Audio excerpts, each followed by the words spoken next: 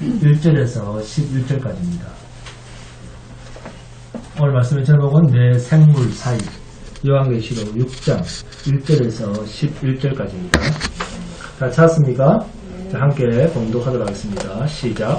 내가 봄에 어린 양이 7인 중에 하나를 떼시는데 그때 내가 들으니 내 생물 중에 하나가 물소리같이 말하되 오라 하기로, 이에 내가 보니 흰 말이 있는데 그 탄자가 활을 가졌고 멸류관을 받고 나아가서 또 이기려고 하더라. 둘째 인을 떼실 때 내가 들으니 둘째 생물이 말하되 오라 하니 위에 다른 붉은 말이 나오더라. 그 탄자가 허락을 받아 땅에서 화평을 제하여 부리며 서로 죽이게 하고 또 큰 칼을 받았더라. 셋째 인을 떼실 때 내가 들으니 셋째 생물이 말하되 오라 하기로, 내가 보니 검은 말이 나오는데 그 탄자가 손에 저울을 가졌더라.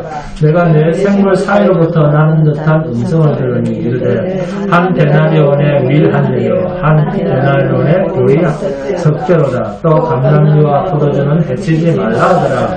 넷째 인을 떼실 때 내가 넷째 생물의 음성을 들으니 말하되 오라 하기로, 내가 보면 청황색 말이 나오는데 그 탄자의 이름은 사망이니 업무가 그 뒤를 따르더라. 그들이 땅 4분의 1의 권세를 얻어 금과 흉년과 사망과 땅의 짐승들로서 죽이더라. 다섯째 인을 떼실 때 내가 보니 하나님의 말씀과 그들이 가진 증거로 말미암아 죽임을 당한 영혼들이 제단 아래에 있어 큰 소리로 불리되, 거룩하고 참되신 그의 주제여 땅에 거하는 자들을 심판하여 우리 피를 갚아주지 아니하시기를 어느 때까지 하시려 하나이까 하니, 각각 그들에게 흰 두루마리를 주시며 이르시되, 아직 잠시 동안 시대 그들의 동무 종들과 형제들도 자기처럼 죽임을 당하여 그 수가 차기까지 하라 하시더라. 네, 계시록 5장에서 살폈던 임봉한 두루마리를 하나님으로부터 받아드신 어린 양 예수 그리스도께서 그 임봉한 두루마리를 첫 번째 인, 두 번째 인, 세 번째 인, 네 번째 인, 다섯째 인을 하나하나 떼시는 그 내용들을 이제 살피게 됩니다. 요한계시록은 이미 이루어진 사건들의 이야기가 너무 많습니다. 우리는 세상 끝날에, 그러니까 지금 우리가 사는 이 세상은 끝이 아니고 언젠가는 모르지만 그 언젠가 닥칠 세상 끝, 그 끝에 가면 있을 이야기로 오해를 하고 편견을 가지고 있습니다. 요한계시록을 보실 때는 시간적인 배열이나 역사적인 순서로 해서 이건 나중에 되어질 일이야 라고 순서를 정해서는 절대 안 됩니다. 그러니까 첫 번째 인, 두 번째 인, 세 번째 인 하니까 일곱 번째 인은 첫 번째 인보다 훨씬 뒤에 있을 재앙이다, 이렇게 생각하지 말라는 말씀입니다. 요한계시록은 순서 배열이 아닙니다. 첫 번째 인을 떼고 두 번째 인을 떼고 인을 떼고 인을 뗄 때마다 달라지는 것이 아니고 재앙의 전부를 조금씩 보여주는 거예요. 인의 재앙을 보시면 본문 8절입니다. 내가 봄에 청황색 말이 나오는데 그 탄자의 이름은 사망이니 엄부가 그 뒤를 따르더라. 그들이 땅 4분의 1의 권세를 얻어 금과 흉년과 사망과 땅의 짐승들로서 이기더라. 네. 그런데 이 말이 계시록 8장의 나팔재앙에 보면 4분의 1이 아니라 땅의 3분의 1이 타버리고 라는 표현이 나옵니다. 그렇다고 이걸 글자로 읽고 4분의 1이 망했다가 또 남은 것 중에 3분의 1이 망했구나, 그러다가 대적 재앙에서 완전히 나가는구나, 이렇게 이해를 하시면 곤란합니다. 하나님의 재앙이 어느 정도로 깊고 어느 정도로 넓고 어느 정도로 대단한 것인가를 이 인의 재앙, 나팔 재앙, 대적 재앙 전부를 가지고 조금씩 열어서 우리에게 하나님은 말씀하고 싶으신 거예요. 그러니까 지금까지 인류가 겪었던 모든 재앙들은 똑같은 세상 종말에 대한 계시로서 주셨다는 겁니다. 자, 창세기 41장을 보시면 애굽의 바로왕이 꿈을 꿉니다. 창세기 41장 1절에서 7절입니다. 함께 공부합니다. 창세기 41장 1절에서 7절입니다. 창세기 41장 1절에서 7절입니다. 다 찾았습니까?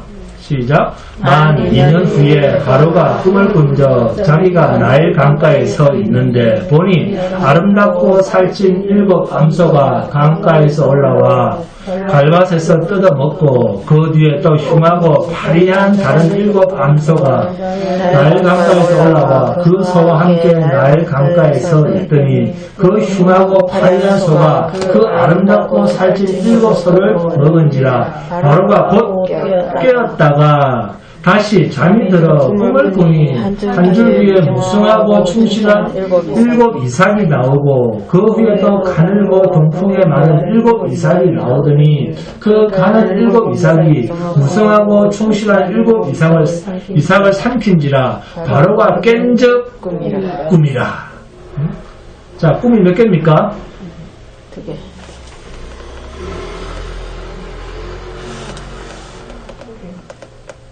자, 김현수 권사님 꿈이 몇 개입니까? 소 이야기를 하고 이삭 이야기를 했으니까 꿈이 2개입니까?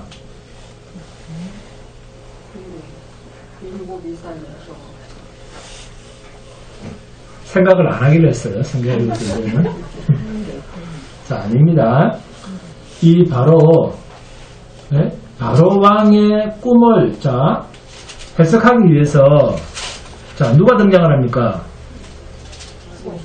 그렇죠. 감옥에 있던 요셉이 등장을 합니다. 자, 창세기 41장 25절에서 30절입니다. 함께 묵상합니다. 창세기 41장 25절에서 30절 시작. 요셉이 바로에게 이르되 바로의 꿈은 몇 개라?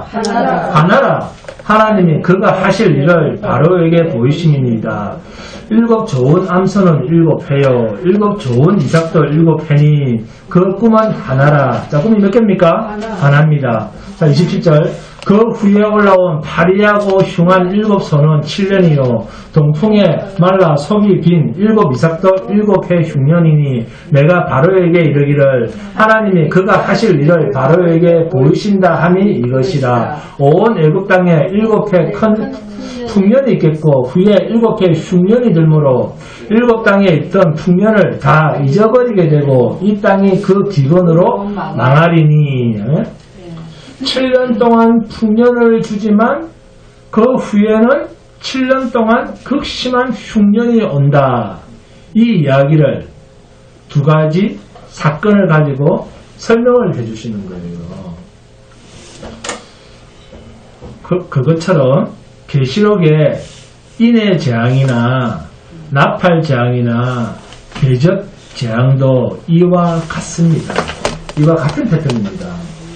그래서 인해 재앙이 제대로 이해가 되시면 나팔 재앙이나 대적 재앙도 이해가 된다 그 말씀입니다. 자, 노아의 홍수는 무엇에 대한 계시입니까? 하나님의 영원하신 심판에 대한 계시입니다. 자, 소돔과 고모라는 무엇에 대한 계시입니까?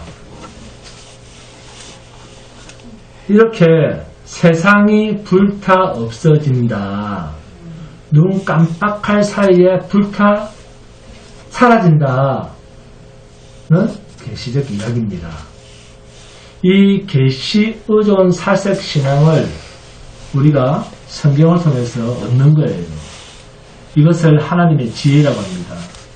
자, 그런데 누가 이렇게 살았습니까? 하나님과 동행한 에녹이 그렇게 살았다는 거예요. 하나님과 동행했다. 이 동행이라는 말 속에는 어떤 의미가 있습니까? 이 세상을 하나님께서 심판하신다라고 하는 것을 에녹은 자신의 삶에 담고 살았다 그 말입니다. 누구를 통해서? 아들 무드셀라를 통해서. 무드셀라의 이름 속에 하나님의 심판에 관한 것이 다 담겨져 있습니다. 창세기 41장 31절 말씀처럼 후회던 그 흉년이 너무 심함으로 이전 풍년을 이 땅에서 기억하지 못하게 되리이다. 그래서 7번째 인을 떼실 때 7나팔이 등장하고 7나팔을 불 땐 7대접이 등장을 합니다. 7인, 7나팔, 7대접은 전부 서로 물고 물리는 깊은 연관성이 있는 재앙입니다. 그러니까 인의 재앙을 잘 이해를 하시면 나머지 재앙도 이해하기가 쉽습니다. 자, 여러분, 본문에서 첫째인가, 둘째인가, 셋째인가, 넷째인의 동질성, 동일한 패턴이 뭡니까? 자, 계시록 30번씩 다 읽으셨죠? 자, 말을 타고 나온다는 겁니다. 자, 첫 번째 말은 무슨 색입니까? 흰말이죠. 색깔을 막 바꾸지 마세요. 그 성경을 자기 마음대로 바꾸면 안 됩니다. 큰일 납니다. 자, 두 번째 말은 붉은 말. 세 번째 말은 검은 말. 네 번째 말은 청황색 말입니다. 그리고 다섯 번째 인부터는 다른 내용으로 등장을 합니다. 내용이 네 번째까지는 말탄 자들이 등장을 했는데 다섯째부터는 다른 이야기가 나옵니다. 그런데 여기서 그러면 첫 번째 말은 누가 탔는데 두 번째 말은 누가 탔는데 그러면서 말을 탄 자에 대한 관심과 성격에 대해서 관심을 가지면 된답니다. 안 됩니다. 네 가지 말을 통해서 하고 있는 그 활동들에 대해서 관심을 가져야 됩니다. 하나님이 부활하신 주님이 우리에게 무엇을 말씀하고 싶으신 것인가를 찾는 것이 가장 중요합니다. 자, 여러분, 말을 타고 나온 것을 지금 누가 보고 있습니까? 말을 타고 나온 것을 지금 누가 보고 있습니까? 본문 1절에 내가 보매 2절에 내가 보니 3절은 내가 들으니 4절 이에 나오더라 5절은 내가 들으니 내가 보니 검은 말이 나오는데 7절은 내가 음성을 들으니 8절은 내가 보매 청황색 말이 나오는데 누가 보고 듣고 있습니까? 그렇습니다. 사도 요한입니다. 이렇게 사도 요한이 보고 들은 것과 유사한 장면이 나오는 곳이 있습니다. 스가랴서 봅니다. 스가랴서 1장 7절에서 12절입니다. 스가랴서 1장 7절에서 12절 구약 1313페이지에 있습니다. 구약 1313페이지 스가랴서 1장 7절에서 12절입니다. 구약 1313페이지 스가랴서 1장 7절에서 12절입니다. 자, 7절부터 다 찾습니까? 자, 시작. 다리오 왕 제2년 11째 달 곧 스바돌 24일에 이또의 손자 베레가의 아들 선지자 스가랴에게 여호와의 말씀이 임하니라. 내가 밤에 보니 사람들이 붉은 말을 타고 골짜기 속 화석류 나무 사이에 섰고 그 뒤에는 붉은 말과 자줏빛 말과 백마가 있기로 내가 말하되 내 주여 이들이 무엇이니까 하니 내게 말하는 천사가 내게 이르되 이들이 무엇인지 내가 내게 보이리라 하니 화석류 나무 사이의 선자가 대답하여 이르되 너는 여호와 앞에서 땅에 두루 다니라고 보내신 자들이니라. 그들이 화석류 나무 사이에 선 여호와의 천사에게 말하되 우리가 땅에 두루 다녀 보니 온 땅이 평안하고 조용하더이다 하더라. 여호와의 천사가 대답하여 이르되 만군의 여호와여 여호와께서 언제까지 예루살렘과 유다 성읍들을 불쌍히 여기지 아니하시려 하나이까. 이를 노하신 지 70년이 되었나이다 하며 자 8절에 검은 말 자 8절에 검은 말 빼고 붉은 말과 자줏빛 말과 백마가 나옵니다. 이렇게 말을 탄 자가 나옵니까? 안 나옵니까? 나옵니다. 그런데 이렇게 말 타는 자들을 누가 보냈느냐? 10절을 보세요. 누가 보냈습니까? 여호와께서 어디로 보냅니까? 땅에 두루 다니라고 보내신 자들이니라. 그러면 여기서 제일 중요한 것은 그럼 무엇을 하도록 보냈느냐 하는 것입니다. 스가랴는 베레가의 아들이요 id도의 손자입니다. 남유다가 70년 동안 나라를 잃고 포로가 되었다가 이제는 다시 고토로 돌아와서 하나님 여호와를 섬기는 성전을 재건하고 그곳에서 다시 여호와 신앙을 회복하려고 할 때 이스라엘 백성들에게 보냄을 받은 선지자가 스가랴 선지자입니다. 스가랴라는 말은 여호와께서 기억하셨다라는 뜻입니다. 스가랴 선지자는 학계 선지자와 동시대 인물로서 페르시아의 세 번째 왕이 다리오 1세 때 서로 힘을 합쳐 예루살렘 성전을 건축하는 일에 백성들을 독려하는 일을 합니다. 스가랴의 사역은 학계 선지자의 사역이 시작된 지 2개월 후에 그러니까 다리오 왕 제2년 8째 달 주전 520년에 여호와의 말씀이 임함으로써 스가랴 선지자의 사역이 시작이 됩니다.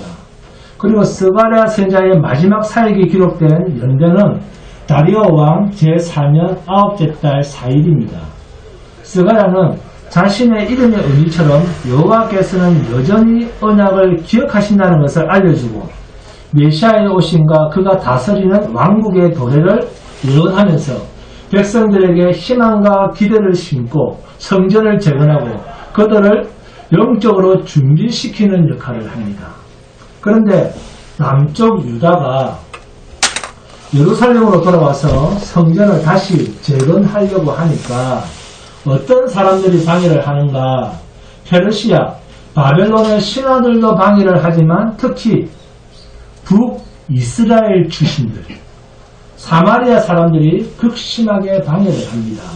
이렇게 하나님의 백성들이 하나님의 진노로 70년간 엄청난 재앙을 당하고 그래서 돌아와서 성전을 재건하려고 할 때도 방해를 받던 그 시기에 누가 보내졌다?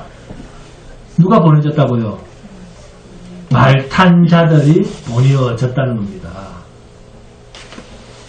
그 하나님의 진노의 메시지를 받은 자들이 누구다? 말탄 자들이다 그 말입니다.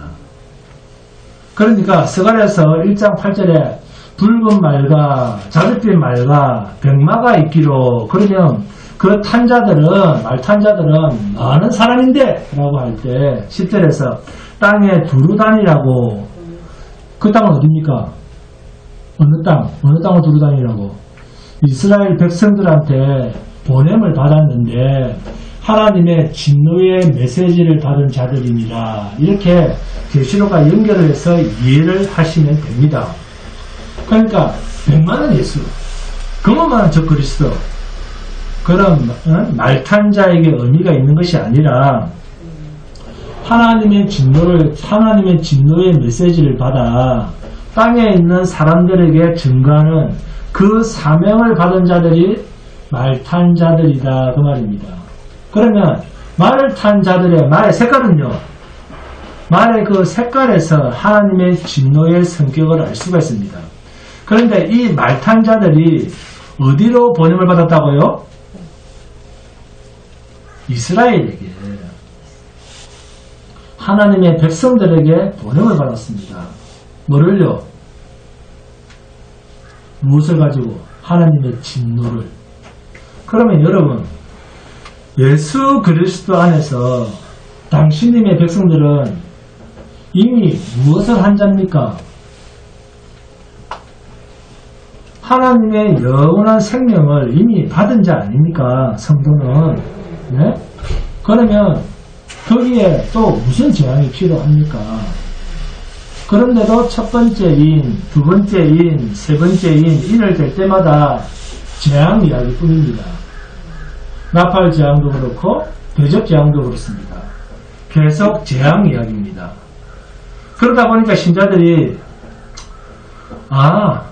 우리한테는 없는 재앙이구나. 나는 하나님 편. 그죠? 나는 하나님 편이고 예수 안 믿는 저들은 마귀 편이니까 이렇게 생각을 합니다. 자, 성경에 이런 재앙들이 저와 여러분에게도 지금도 고스란히 내리고 있습니다. 자, 에스겔서 봅니다. 에스겔서 14장 12절에서 20절입니다. 에스겔서 14장 12절에서 20절입니다. 에스겔서 14장 12절에서 20절입니다. 에스겔서 14장 12절에서 20절 함께 봉독합니다. 에스겔서 14장 12절에서 20절입니다. 다 찾습니까? 시작. 여호와의 말씀이 또 내게 임하여 이르시되 인자야 가령 어떤 나라가 불법을 행하여 내게 범죄함으로 내가 손을 그 위에 펴서 그 의지하는 양식을 끊어 기근을 내려 사람과 짐승을 그 나라에서 끊는다 하자. 비록 노아, 다니엘, 욥 이 세 사람이 거기에 있을지라도 그들은 자기의 공로로 자기의 생명만 건지리라. 나 주 여호와의 말이니라. 가령 내가 싸나운 짐승을 그 땅에 다니게 하여 그 땅을 황폐하게 하여 사람이 그 짐승 때문에 능히 다니지 못하게 한다 하자. 비록 이 세 사람이 거기에 있을지라도 나의 삶을 두고 맹세하노니 그들도 자녀는 건지지 못하고 자기만 건지겠고 그 땅은 황폐하리라. 주 여호와의 말씀이니라. 가령 내가 칼이 그 땅에 임하게 하고 명령하기를 칼아 그 땅에 돌아다니라 하고 내가 사람과 짐승을 거기에서 끊는다 하자. 비록 이 세 사람이 거기에 있을지라도 나의 삶을 두고 명사하노니 그들도 자녀는 건지지 못하고 자기만 건지리라. 나 주 여호와의 말입니다. 가령 내가 그 땅에 전염병을 내려 죽임으로 내 분노를 그 위에 쏟아 사람과 짐승을 거기에서 끊는다 하자. 비록 노아, 다니엘, 욥이 거기에 있을지라도 나의 삶을 두고 명사하노니 그들도 자녀는 건지지 못하고 자기의 공의로 자기의 생명만 건지리라. 주 여호와의 말씀이니라. 아멘. 노아와 다니엘과 욥이 등장하고 있습니다. 자, 이 세 사람이 어떤 사람들입니까? 하나님의 진노가 얼마나 무섭게 떨어지면 노아와 다니엘과 욥을 등장시켰겠습니까? 노아의 홍수 때도 노아의 가족은 살려주셨잖아요. 다니엘 때도 누구를 위해서? 다니엘을 위해서 사드락과 메삭과 아벳느고가 불구덩에서 살아났잖아요. 욥 때도 욥의 아들들이 다 죽었지만 나중에 하나님께서 욥에게 주실 때는 배나 되는 아들들을 주셨잖아요. 그런데 마지막 최후의 심판 때 주님이 재림하시는 이 종말의 때는 노아가 있다고 해도 다니엘이 있다고 해도 욥이 있다고 해도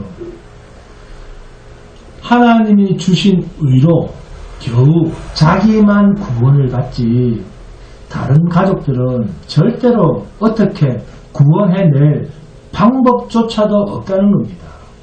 마지막 때는. 그만큼 주의 재림의 날의 심판은 극심한 환난 그 자체다 그 말입니다. 그런데 에스겔서 14장 봅니다. 에스겔서 14장 21절에서 22절입니다. 에스겔서 14장 21절에서 22절 에스겔서 14장 21절에서 22절 시작. 주 여호와께서 이같이 이르시되 내가 나의 네 가지 중한 벌 곧 칼과 기근과 싸나운 짐승과 전염병을 예루살렘에 함께 내려 사람과 짐승을 그 중에서 끊으리니 그 죄가 더욱 심하지 아니하겠느냐. 그러나 그 가운데 피하는 자가 남아 있어 끌려 나오리니 곧 자녀들이라. 그 극심한 환난 가운데서 살아남는 자가 나온다는 거예요. 이들을 남은 자라고 합니다. 자, 인간 편에서 몸부림을 쳐서 삽니까? 인간이 몸부림을 치면 삽니까? 인간이 안 죽으려고 몸부림을 치면 살아요? 죽습니다. 네? 그러니까 하나님 편에서 남겨두셔서 사는 거예요. 다 하나님 편입니다. 칼과 기근과 사나운 짐승과 전염병 이런 극심한 재앙이 내리는데 살아남아 있습니다. 극심한 재앙이라도 하나님께서 남겨두신 자는 그 재앙을 송두리째 자기 인생에서 당하면서 받으면서 그러나 살아남는다는 거예요. 이해하시겠습니까? 그러니까 하나님의 백성을 하나님은 재앙에 숨겨두시는 것이 아니라 재앙에 노출시켜 놓고 죄 속에 자기의 성도를 노출시켜 놓고 하나님은 그 재앙을 통해서 하나님 앞으로 자기 백성들을 초청하시는 거예요. 자기 백성을 죄 속에 두고 그 죄 속에서 자기 백성들을 부르시는 거예요. 네? 이것이 이 땅에 말타는 자를 통해서 선포하고 나타내는 재앙 속에 있는 계시의 비밀입니다. 세상 사람들 속에 성도가 노출되어서 똑같이 세상 사람처럼 당합니다. 그래서 성도는 온전히 보호된다라고 하는 그 보호는 영원한 멸망의 심판에서 보호된다라는 말이지, 네? 재앙에서 보호된다, 병에서 보호된다 그런 말 아닙니다. 그러면 하나님의 백성임에도 불구하고 왜 재앙이 내릴까요? 자, 스가랴서 6장을 봅니다. 스가랴서 6장 1절에서 8절입니다. 스가랴서 6장 1절에서 8절입니다. 함께 보도록 합니다. 스가랴서 6장 1절에서 8절입니다. 자, 시작. 내가 또 눈을 들어 본적 내 병거가 두 산 사이에서 나오는데 그 산은 구리 산이더라. 첫째 병거는 붉은 말들이, 둘째 병거는 검은 말들이, 셋째 병거는 흰 말들이, 넷째 병거는 어렁지고 건장한 말들이 내었는지라. 내가 내게 말하는 천사에게 물어 이르되 내 주여 이것들이 무엇이니까 하니 천사가 대답하여 이르되 이는 하늘의 내 바람인데 온 세상의 주 앞에 서 있다가 나가는 것이라 하더라. 검은 말은 북쪽 땅으로 나가고 흰 말은 그 뒤를 따르고 어렁진 말은 남쪽 땅으로 나가고 건장한 말은 나가서 땅에 두루 다니고자 하니 그가 이르되 너희는 여기서 나가서 땅에 두루 다니라 하며 곧 땅에 두루 다니더라. 그가 내게 외쳐 말하여 이르되 북쪽으로 나간 자들이 북쪽에서 내 영을 쉬게 하였느니라 하더라. 자, 여기에 또 네 말이 등장을 합니다. 똑같이 네 말이 이끄는 병거가 등장했는데 하나님의 심판, 저주, 재앙을 전하기 위해서 세상에 보냄을 받았다라고 이야기를 하고 있지 않습니까? 동서남북으로 재앙을 받고 있지 않습니까? 그런데 어디서 나왔는가가 중요합니다. 자, 스가랴서 6장 1절 봅니다. 스가랴서 6장 1절. 이것들이 다 어디서 나왔는가? 자, 스가랴서 6장 1절. 시작. 내가 또 눈을 들어본적 내 병거가 두 산 사이에서 나오는데 어디서 나왔다고요? 두 산 사이에서. 두 산. 아주 중요합니다. 심판과 하나님의 재앙과 하나님의 저주를 전하는 이 말탄 자들을 이해하는 데 가장 중요한 말이 두 산 사이라고 하는 말입니다. 두 산 사이에서 나오는데 그 산은 구리산이더라. 스가랴서 1장, 스가랴서 14장 1절에서 5절 함께 보도록 합니다. 스가랴서 14장 1절에서 5절입니다. 스가랴서 14장 1절에서 5절 시작. 여호와의 날이 이르리라. 그날에 내 성물이 약탈되어 내 가운데에 나누이리라. 내가 이방 나라들을 모아 예루살렘과 싸우게 하리니 성읍이 함락되며 가옥이 약탈되며 부녀가 욕을 당하며 성읍 백성이 절반이라 사로잡혀 가려니와 남은 백성은 성읍에서 끊어지지 아니하리라. 그때 여호와께서 나가서 그 이방 나라들을 치시되 이 왕의 전쟁날에 싸운 것 같이 하시리라. 그날에 그의 발이 예루살렘 앞 곧 동쪽 감난산에 서실 것이요. 감난산은 그 한가운데, 자, 크게 읽습니다. 감난산은 그 한가운데가 동서로 갈라져 매우 큰 골짜기가 되어서 산 절반은 북으로 절반은 남으로 옮기고 그 산 골짜기는 아셀까지 이를지라. 너희가 그 산 골짜기로 도망하되 유다왕 우시아 때에 지진을 피하여 도망하는 것 같이 하리라. 나의 하나님 여호와께서 임하실 것이요 모든 거룩한 자들이 주와 함께 하리라. 자, 익숙한 단어들이 몇 개가 나옵니까? 자, 잠깐 익숙했던 단어들이 몇 개가 나오죠? 어떤 것들입니까? 또 예루살렘이죠. 그죠? 예루살렘 그리고 감난산입니다. 자, 이런 단어들은 누구랑 연결이 되어야 됩니까? 그렇습니다. 네? 예수 그리스도와 예수님의 고난과 죽음의 십자가 사역, 그죠? 이보다 더 큰 하나님 앞에서의 재앙이 있겠습니까? 죄 없으신 하나님의 독생자 아들이 죽는 것보다 더 큰 재앙이 이 세상에 있습니까? 없습니까? 없습니다. 이러한 모든 재앙들이 스가랴서 14장으로 와보니까 예수님의 사역으로 집중되어 있습니다. 그런데도 그리스도 예수 안에 있는 자가 어떻게 환난과 재앙을 피할 수가 있습니까? 내만 피하게 해달라고 기도한다고 됩니까? 주님 나만 편안하게 징계도 없이 그냥 내 하고 싶은 거 누리다가 하나님의 혼인잔치에 참여하게 해주십시오. 그런다고요? 그래서 그런 기도가 어디 있습니까? 그런 기도가 통할 거라고 생각하는 것 자체가 미신입니다.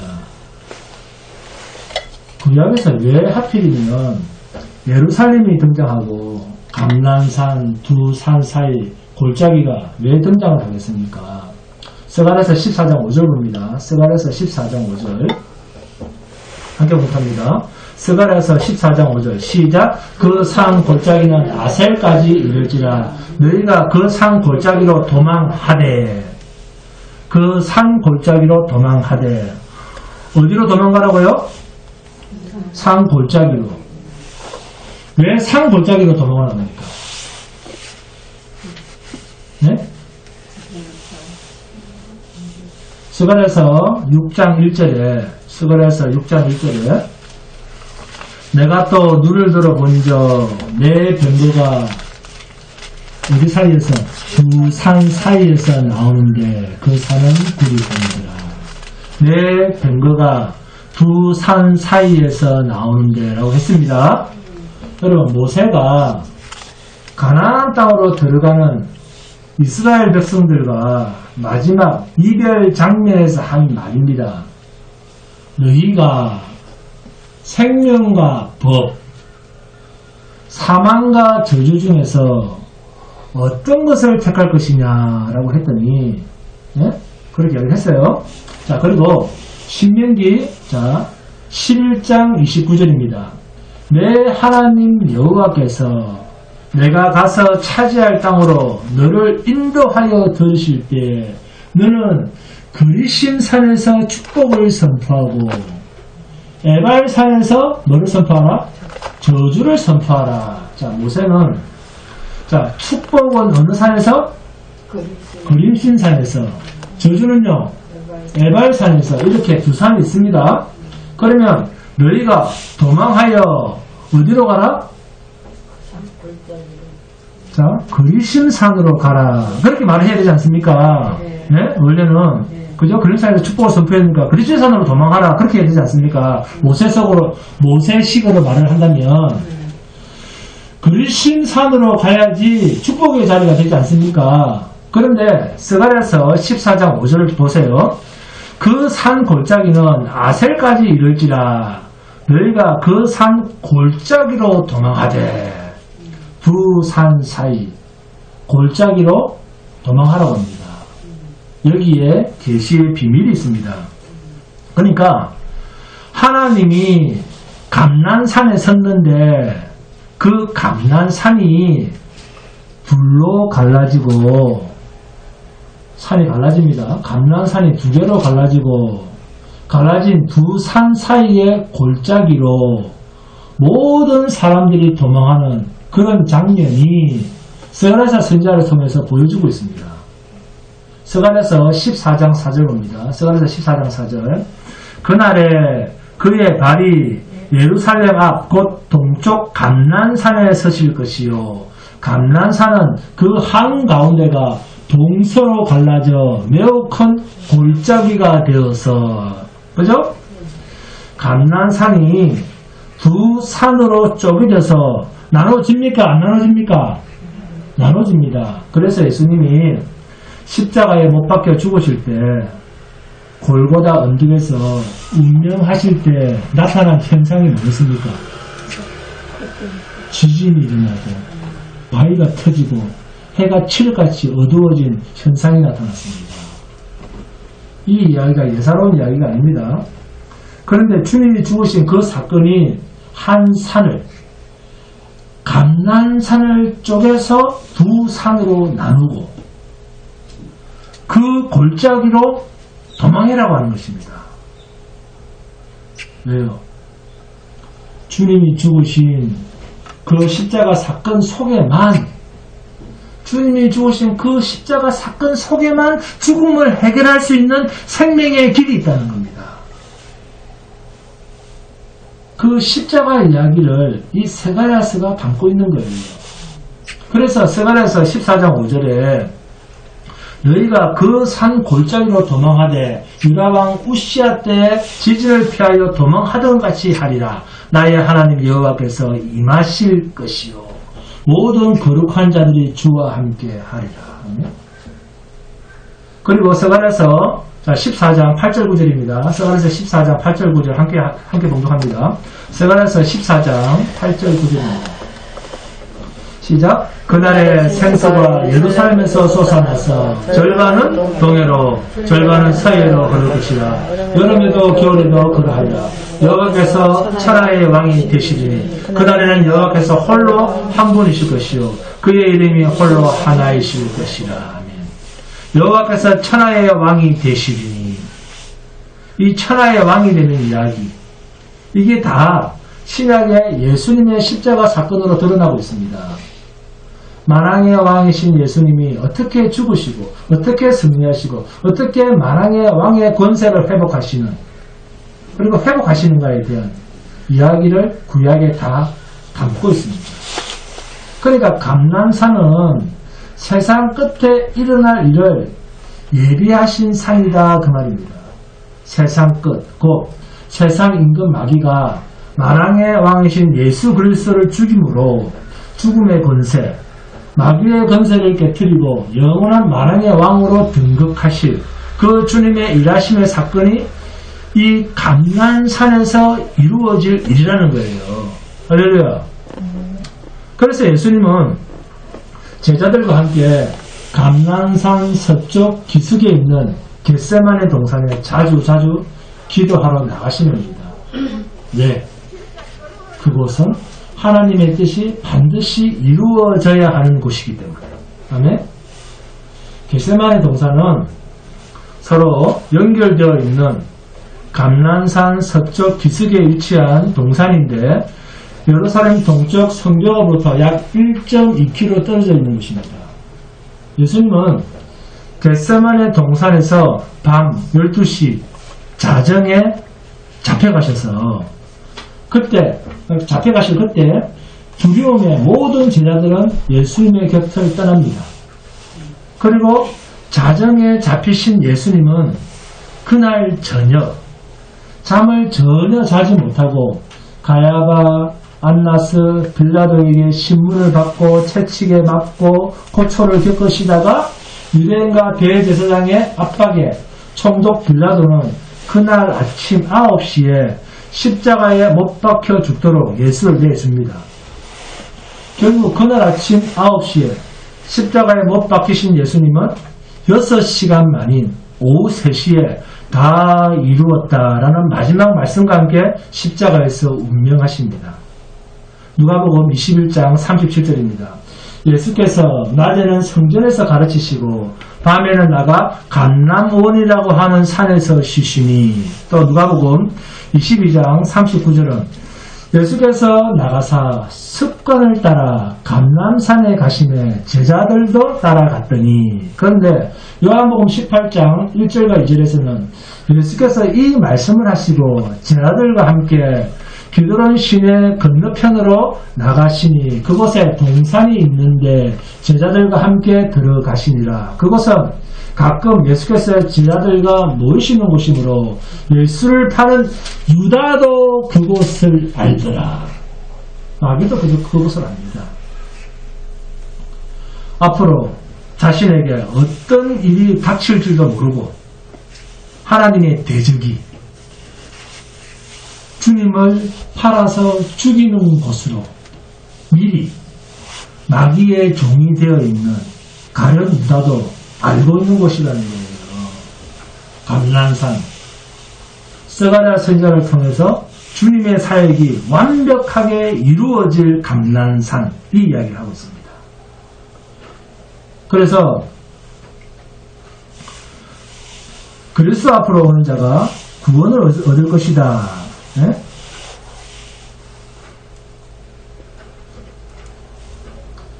그리스도 앞으로 오는 자가 구원을 얻을 것이다 라는 표현을 스가랴서 14장 5절에서는 감람산으로 나오는 자들은 나의 하나님 여호와께서 임하실 것이요 모든 거룩한 자들이 주와 함께 할 것으로 말씀을 하고 있습니다.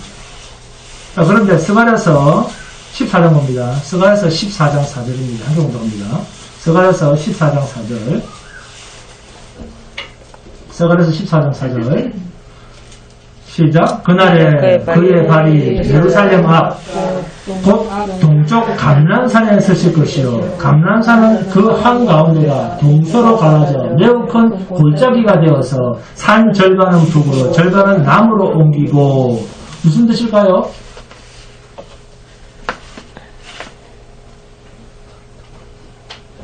자, 솔로몬 성전 성막에 대해서 잘 아시죠? 성막에 대해서 잘 모르는 것 같아요, 느낌이. 자, 솔로몬 성전에 대해서 잘 아시죠? 솔로몬 성전 잘 모르는 것 같아요. 솔로몬 성전 입구 앞에 기둥이 몇 개입니까? 김민수 권사님? 2개입니다. 솔로몬 성전 입구 앞에 큰 기둥 2개를 세웠습니다. 성전에 들어가는 자, 곧 하나님의 보좌 앞으로 나갈 수 있는 자는 반드시 이 두 산으로 상징되어지는 이 두 기둥 사이로 지나가야만 성전 되시는 생명의 주를 만날 수가 있습니다. 자, 그러면 신명기에서 말씀하신 그림신상은 축복을 선포하는 것이요 에발산은 저주를 선포하는 곳인데, 그렇다면 어떤 사람이 그리심산에서 축복을 선포받을까요? 하나님의 율법을 지키는 자가 축복을 선포받습니다. 그리고 하나님의 율법을 지키지 못하는 자가 에발산에서 저주를 선언받게 됩니다. 그러면 모든 인간은 어느 산에 이르게 됩니까? 그렇죠. 모든 인간은 율법을 지키지 못하니까 에발산에 서게 됩니다. 그렇다면 왜 그리심산도 아니고 에발산도 아닌 깊은 그 산 골짜기로 도망을 가라 할까요? 율법도 돈 못 받고? 그렇습니다. 맞습니다. 그곳에는 모든 저주를 대신 받으신 주님의 생명이 흐르는 곳이라는 거예요. 네? 그 골짜기가.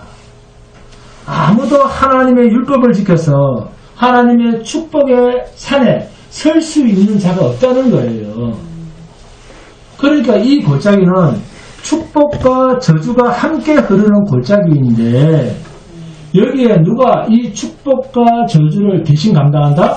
예수 그리스도께서 우리의 저주를 대신 감당하여 죽으시고 우리의 영광인 영원한 생명의 축복을 위하여 주님이 영원한 생명의 부활로 다시 살아나신 곳, 그 감난산이 두 산으로 쪼개진 그 골짜기에서 구원이 일어난다는 것입니다. 할렐루야. 스가랴서 1장 봅니다. 스가랴서 1장 8절에서 10절 함께 공부합니다. 스가랴서 1장 8절에서 10절입니다. 스가랴서 1장 8절에서 10절 시작. 내가 밤에 보니 사람들이 붉은 말을 타고 골짜기 속 화석류 나무 사이에 섰고 그 뒤에는 붉은 말과 자줏빛 말과 백마가 있기로 내가 말하되 내 주여 이들이 무엇이니까 하니 내게 말하는 천사가 내게 이르되 이들이 무엇인지 내가 내게 보이리라 하니 화석류 나무 사이에 선 자가 대답하여 이르되 이는 여호와께서 땅에 두루 다니라고 보내신 자들이니라. 아멘. 8절에서 아주 중요한 단어 하나가 등장했습니다. 뭐죠? 골짜기 속입니다. 골짜기 속. 히브리어로는 메출라입니다. 계곡, 바닥이라는 뜻입니다. 이와 비슷한 의미로서 이사야서 44장 27절, 28절에서는 기품에 대하여는 이르기를 마르라 내가 내 강물들을 마르게 하리라 하며 고레스에 대하여는 이르기를 내 목자라 그가 나의 모든 기쁨을 성취하리라 하며 예루살렘에 대하여는 이르기를 중건되리라 하며 성전에 대하여는 내 기초가 놓여지리라 하는 자니라. 27절에 기품에 대하여는 라는 말이 히브리어로 출라 깊은 바다 시면이라는 뜻입니다. 그러니까 스가랴 선지자는 골짜기로 표현을 했고 이사야 선지자는 깊은 바다 시면이라는 표현을 했습니다. 그러면 깊은 시면 골짜기에서 그들이 나온다고 하면 결국 시면 깊은 골짜기에서 그들이 나온다는 것 아닙니까? 깊은 골짜기에서 그들이 나온다. 자, 여러분 성경에서 바다의 깊은 곳은 어떤 곳이라고 했습니까? 성경에서 바다의 깊은 곳이라는 말은 죽음, 저주, 스올, 심판이라는 뜻이에요. 그래서 요나 선지자가 바다 깊은 곳에 빠졌을 때 요나서 2장 2절입니다. 이르되 내가 받는 고난으로 말미암아 여호와께 불러 아뢰었더니 주께서 내게 대답하셨고 내가 스올의 뱃속에서 부르짖었더니 주께서 내 음성을 들으셨나이다. 내가 스올의 뱃속에서 부르짖었더니 스올은 음부, 깊음이라는 말입니다. 또 출애굽기 15장 4절 5절입니다. 그가 바로의 병거와 그의 군대를 바다에 던지시고 최고의 지휘관들이 홍해에 잠겼고 깊은 물이 그들을 덮으니 그들이 돌처럼 깊음 속에 가라앉았도다. 그러면 죽음에 내려졌다. 음부에 내려졌다. 히브리어로 마출라 깊은 곳이라는 뜻입니다. 그러한 죽음, 저주와 심판에서 그 깊음에서 뭐 했다 우리를 건져내신다 그 말이에요. 이것이 구원입니다. 이것이 하나님의 영원한 생명의 재창조 거듭남입니다. 그래서 로마서 6장 1절에서 4절인데 함께 공부합니다. 로마서 6장 1절에서 4절 로마서 6장 1절에서 4절 함께 공부합니다. 세례를 뭐라고 합니까? 죽었다라고 이야기를 합니다. 1절부터 시작. 그런저 우리가 무슨 말을 하리요? 은혜를 더하게 하려고 죄에 가하느냐? 그럴 수 없느니라. 죄에 대하여 죽은 우리가 어찌 그 가운데 더 살리요? 무릇 그리스도 예수와 합하여 세례를 받는 우리는 그의 죽으심과 합하여 세례를 받은 줄 알지 못하느냐? 그러므로 우리가 그의 죽으심과 합하여 세례를 받음으로 그와 함께 장사되었나니 죽었나니 이는 아버지의 영광으로 말미암아 그리스도를 죽은 자 가운데서 살리신 것 같이 우리로 또한 새 생명 가운데서 행하게 하려 합니다. 함께 죽고 함께 영원한 생명으로 살리심을 받는 기쁨에서 건져내는 이것이 하나님의 구원이요 영원한 새 생명의 역사입니다. 이 기쁨이라는 말을 시편 68편 22절에서는 주께서 말씀하시기를 내가 그들을 바산에서 돌아오게 하며 바다 깊은 곳에서 도로 나오게 하고 라고 말씀을 합니다. 여러분 하나님께서 당신의 택한 백성들을 영원한 생명으로 살려내시기 위해서 반드시 선행되어야 할 것이 기쁨 속에 죽이시는 일이에요. 먼저 우리를 기쁨 속에 우리를 죽여놓고 거기서 건져내시는 겁니다. 이것이 세상의 재앙이 가지고 있는 이중성입니다. 이 세상의 재난과 감당할 수 없는 엄청난 심판이 택하신 당신의 백성에게는 첫째로는 뭡니까? 육을 죽이시고 둘째로는 영원한 생명으로 살려내시기 위한 하나님의 경륜이요. 그러나 세상에 대해서는 영원한 불순탄입니다. 왜 성도가 있는 세상에 재앙이 있는가? 하나님 어떻게 나한테 이런 일이 있을 수 있습니까? 그렇게 부르짖지 마시고 세상과 똑같은 어려움과 아픔과 재난과 재앙과 심판과 죽음에 이르는 온갖 어려운 일을 당할 때 그렇게 당할 때는 새벽에 나와서 앵앵 울지 마시고 성도는 그 죽음을 그 재앙을 그 슬픔을 감당함으로 죽을 수 없는 영원한 새 생명으로 영원한 생명으로 거듭날 것을 바라보는 소망으로 몸체로 그 재앙을 당하는 것입니다. 재앙도 성도에게는 복음입니다. 너희를 죽이고 새로운 생명을 탄생시키겠다. 이것이 새 언약입니다. 또 이것이 요한복음 3장에 등장하는 거듭난 사람입니다. 거듭난다는 것은 옛 사람은 죽이고 새로운 생명으로 이런 뜻이에요. 하나님이 오시면 이 옛 사람은 어떻게 됩니까? 죽을 수밖에 없습니다. 왜요? 저 병어리기 때문에. 주님이 우리 안에 벌써 오셨잖아요. 그럼 육은 죽은 거예요, 이미. 그래서 하나님의 영 성령이 오시면서 우리 안에 옛 사람은 죽고 새 생명이 시작이 되는 거예요. 이것이 새 언약의 역사입니다. 그러니까 구원이라는 말은 이 육신의 구원이 아니에요.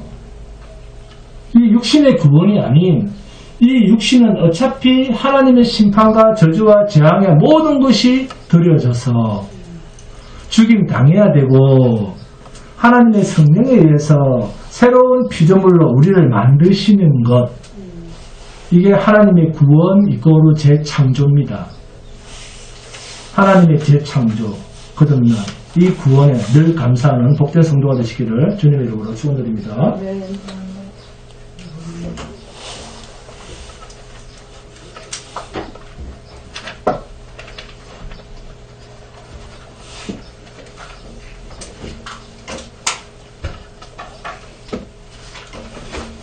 너무 감사합니다.